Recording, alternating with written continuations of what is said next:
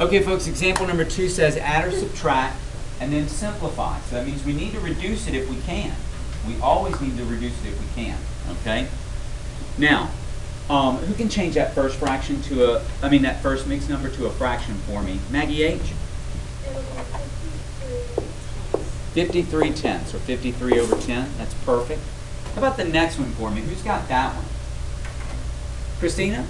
Okay, it's 100 and wait, it's 112. It is 112 over 15. Great. Now they want me to add these two fractions, but what's my problem right now, Suzette?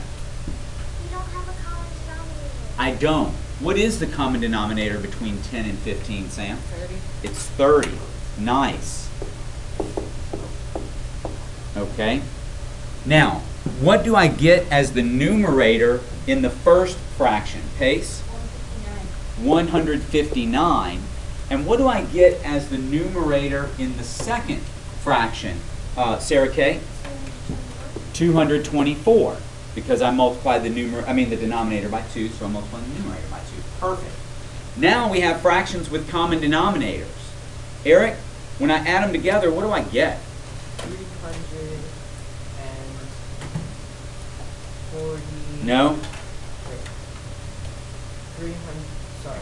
383. 383. Nicely done. Over 30.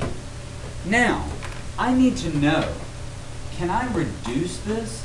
Is there anything that goes into 383 and 30? Harry? Yes. What? 8. 3 does not go into the numerator. What do the digits add up to, Pace? 14, and 3 doesn't go into it. I don't know. I don't know.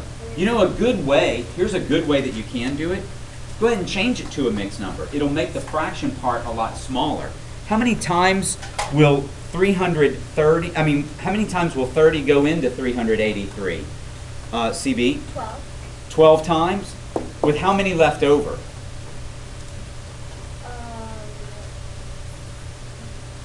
2. Wait, 1. 23. Because 12 times 30 is 360. Oh yeah. 12 and 23 thirtieths. Does 23 thirtieths reduce? No. So this fraction can't reduce either. All right? So remember, the answer on the answer sheet tomorrow is going to give us a mixed number. Okay? Is everybody feeling all right with this? Jack, you good with this? Okay? When we're reducing, you guys remember how to use the divisibility rules. Does 2 go into both of them? We'll see if they're even. Does 3? Add up the digits and see if 3 goes into that sum. Does 4? Just ask if 4 goes into the last 2 digits. Does 5? They have to end in a 0 or a 5. Does 6? Well, 2 and 3 have to go into it for 6 to go into it. We don't really have one for 7. It's just easier to divide. Does 8? Really, we don't have one for 8 either. You're looking at the last 3 digits, and that's pretty big. 9. Add up all the digits and see if 9 goes into it. 10. See if 0 goes into both of them. If they both end in 0. All right? Use those divisibility rules to help you reduce, Christina. You know what I'm saying? All right. Great job here. Let's look at the next example. I'm glad I paused it because I forgot that there's a B here. Let's go back up and look at B. Who can change this first one to a fraction for me? Sarah Kay? 86 over 9. Perfect. Minus, how about the next one? How about the next fraction? Maggie P? It would be 73 over 15. 73 over 15. Now, we did a problem kind of like this yesterday. What's the common denominator between 9 and 15? Paris? 45. Okay?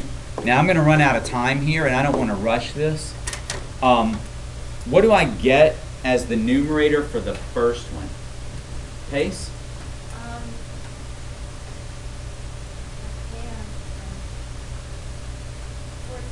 430. And does anyone have the numerator for the next one? Sam? 219 over 45. 219? Yeah. Is that what you got? Okay, good.